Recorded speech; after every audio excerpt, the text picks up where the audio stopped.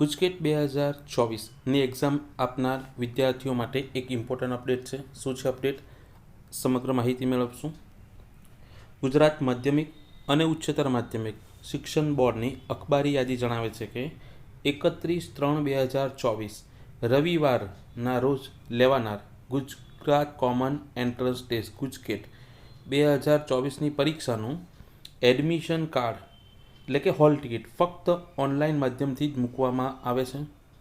જેની ગુજકેટ 2024ની પરીક્ષાના તમામ ઉમેદવારોએ વિદ્યાર્થીઓએ અને રાજ્યની વિજ્ઞાન પ્રવાહ ધરાવતી તમામ ઉચ્ચતર માધ્યમિક શાળાના આચાર્યોએ નોંધ લેવા વિનંતી છે. ગુજકેટ 2024ની પરીક્ષામાં ઉપસ્થિત થનાર ઉમેદવારોએ પોતાનું admission card website gusket.gsebht.in website બરાબર જોજો, અથવા gsebht.in અથવા gseb.org પરથી તારીખ 21/3/2024 એટલે કે આજની તારીખના રોજ બપોરે 12 કલાકથી ડાઉનલોડ કરવાનું રહેશે. જેમાં ઉમેદવારોએ ગુજકેટ 2024 માટે ભરેલ આવેદનપત્રમાં નોંધાયેલ મોબાઈલ નંબર અથવા ઈમેલ આઈડી અને જન્મ તારીખ અથવા એપ્લિકેશન નંબર, ખાસ ધ્યાન રાખજો, તમારો જે રજિસ્ટર મોબાઈલ નંબર હોય ફોર્મ ભરતી વખતે તે અથવા ઈમેલ આઈડી બેમાંથી એક, પછી જન્મ તારીખ અને અથવા એપ્લિકેશન નંબર દાખલ કરી એડમિશન કાર્ડ ડાઉનલોડ કરી શકશે. ઉમેદવારો પોતાના નામ પરથી પણ એડમિશન કાર્ડ સર્ચ કરી જન્મ તારીખની વિગત ભરીને ડાઉનલોડ કરી શકશે.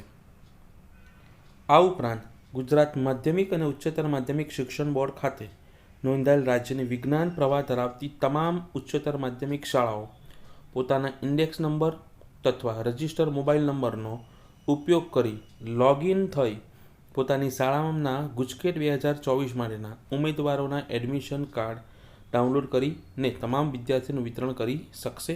હવે શું ધ્યાન રાખવાનું છે તે જોજો. આ ગુજકેટ માટેના એડમિશન કાર્ડ ફક્ત ઓનલાઈન માધ્યમથી જ મળશે, જે પરીક્ષા ખંડ પ્રવેશ માટે માન્ય રહેશે. આ હોલ ટિકિટ પર શાળાના આચાર્યોના સહી સિક્કા કરાવવાની જરૂર નથી, તેનું ધ્યાન રાખશો. બીજું શું નોંધ આપી છે? ગુજકેટ 2024ના ઉમેદવારોએ પરીક્ષા દરમિયાન એડમિશન કાર્ડ સાથે કોઈ પણ એક આઈડી પ્રૂફ, આધાર કાર્ડ અથવા ડ્રાઇવિંગ લાયસન્સ અથવા ધોરણ 12ની પરીક્ષાની હોલ ટિકિટ સાથે લઈ જવાનું રહેશે, જેની ખાસ નોંધ લેશો. આમાંથી જો કોઈ પણ આઈડી પ્રૂફ નહીં હશે તો તમને ક્લાસમાં બેસવા દેવામાં આવશે નહીં. ઓકે.